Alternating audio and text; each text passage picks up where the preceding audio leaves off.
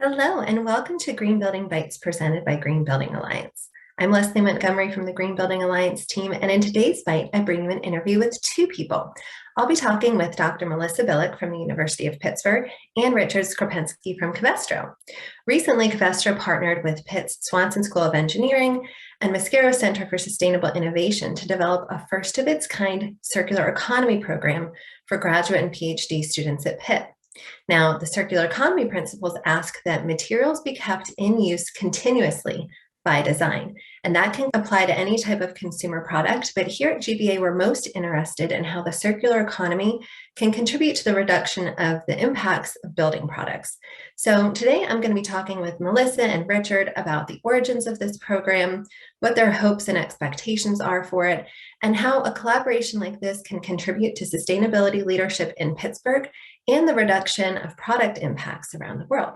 Hello, Richard and Melissa. Hi, Leslie. Hi, Leslie. Thank you for joining me. I'm excited. Well, let me kick off with our questions today. I'm so excited to hear more about this program. I have so much that I want to know.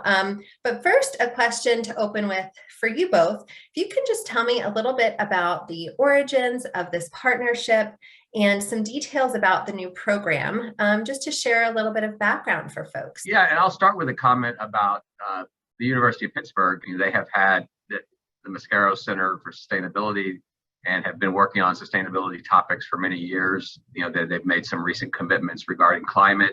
And Covestro has long been, a proponent of sustainability and working in that area. But we've had a set of targets for 2025 that were kind of aligned with the UN Sustainable Development Goals. In March of 2020, we really kind of doubled down on the commitment and created a vision to become fully circular. And I think at that point, it set, in stone kind of the opportunity for the partnership with the university.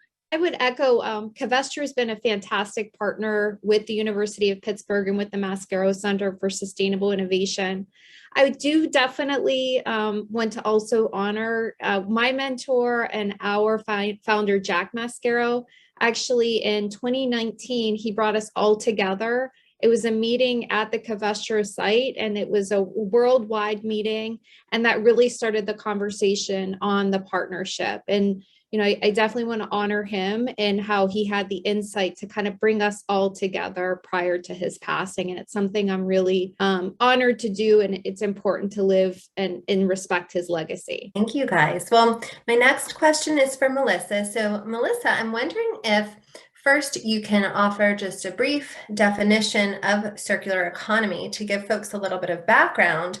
But then could you also tell me what you think some of our biggest regional opportunities are and how this program can support them? So first of all, I think there was a study done where there were over 200 definitions of circular economy. I see that as an opportunity because that means there are so many people that are thinking about circular economy, and we're really shaping the future. So for me, the idea of circular economy means that you reuse the materials as many times as possible. And the other key part of it is that you're either maintaining its value or increasing the value. And there are technological loops to consider, and there are also biological loops to consider. In terms of regional opportunities, I have been saying for a couple years now that I really believe that Pittsburgh can be the circular economy hub in the US. So when you look at our industrial background, we really have this opportunity and also this partnership with Covestro to make Pittsburgh the circular economy hub. And so you think about, well, what are we producing or what kind of things are we doing locally? So we have Covestro, we have a number of other different industries, and also we have our healthcare sector. So I think when you put all the partners together in a network, we can start to move this area forward.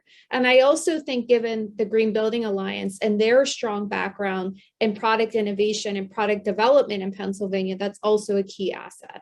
Well, Richard, my next question is for you. So I'm just wondering, how do you see this program supporting your vision for the future of your company's sustainability leadership? I started off with our alignment with the UN Sustainable Development Goals, and that's part of the whole Think 30 initiative here for the Western Pennsylvania region. When we went out to say that we have a vision to become fully circular as a material science company, we also set out 4 different kind of areas of focus. It's advanced recycling, alternative raw materials, renewable energy, and collaboration. So the last one's a very important part of, of the discussion with the University of Pittsburgh, because we are a polymer manufacturer and designer, and we have certain, key strengths from a technical standpoint, and also our networks with our customers and our suppliers. And we can bring all of that, to the table. So that's where we're really looking for collaborations with institutions like the University of Pittsburgh.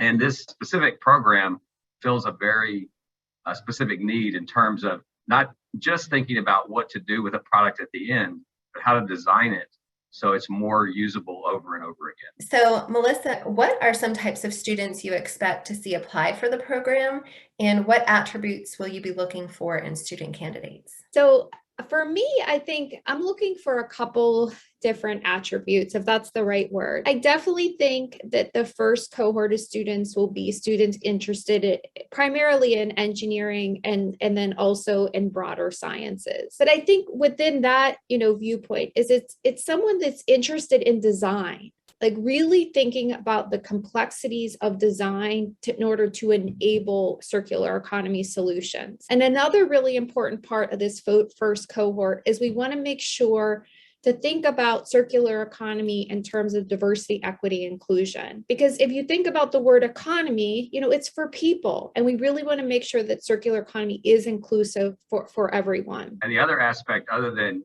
equity, social equity to it, is that we really connect it to innovation, because diversity of thought and inclusion of all kinds of different perspectives really gives you the opportunity to come up with some new things. So in addition to their core courses, we'll really work with them to curate their curriculum and their experience so that they're able to have broader reach and broader understanding in their knowledge. So for example, partnering with the business school to understand supply chain and complexities in supply chain.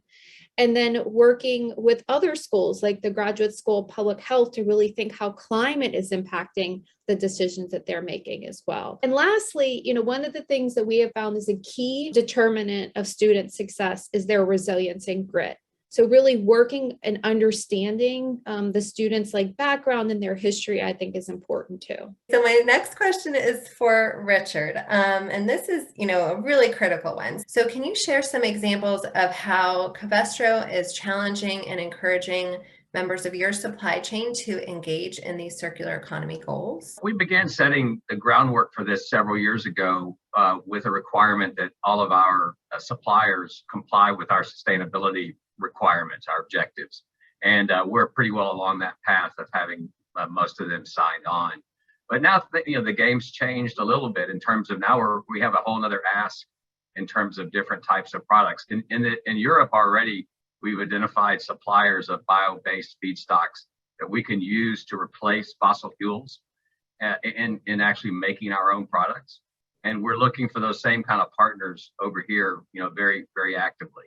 But of course, the other key part of the whole value chain is our customers, because we all have to come along together on this. There are different points along the value chain where different types of strategies will need to be applied to be successful. So we're talking on a regular basis to both our suppliers and our customers about this transition.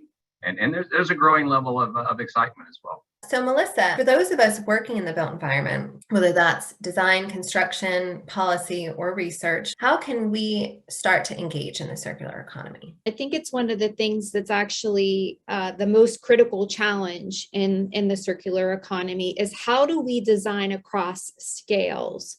And I think that it's super important for everyone throughout that value chain that Richard has mentioned that we talk to each other. And one of the inspirations for us even working in this area is also with my colleague, Dr. Eric Beckman. So he does different polymer designs, and I work, as you mentioned, Leslie, at the built environment scale. And so the decisions that are made at the polymer level actually have an impact at how we do deconstruction at the building level and even the city level. So the person that's working and doing polymer design needs to talk with the person building the building and all along the value chain. So for me, the most important thing is to talk to the people across the supply chain and understand the struggles that they're having. We really need to make sure that we have standards and common definitions for circular economy so that it's not simply another marketing tool, because in the long term, that actually is detrimental to what you're trying to do. Just have one more question for each of you. I'll start with Richard. What excites you about the fact that Pittsburgh is home to this first of its kind program? Well, I'll have to confess, I'm not a native Pittsburgher. So I have lived here about 12 years and had the chance to learn, a little bit about the history. And that's probably what excites me about it, because Pittsburgh is a city that has reinvented itself over and over again, right? And has come from, the steel making days all the way now to, being a leader in climate. And I see this as another opportunity for Pittsburgh to show leadership as an example, as a scalable model that could be used in other regions of how to make this transition from linear to circular economy. So looking forward to working on this together with the university. I was born in Pittsburgh and I've lived here for most of my life. And so, I'm committed to improving this region as to the best of my ability. So whether it's through the GBA and the built environment, or 412 food rescue on the food side, or different opportunities on the textile side, and all the different sectors connected, I think that we have not only the industrial partners and the business partners, but we also have the nonprofits there to further support us. And so that's why I'm so excited about it, is I do think that all the pieces of the puzzle are here for us. Well, thank you both so much. This was fascinating, and I can't wait to see what comes out of this program and how it can contribute not only to our region, but to the whole world. So thank you for the work you're doing. All right. Thanks, Leslie. Yeah, thank you, Leslie. Thank you so much for your support and all the great work that you do.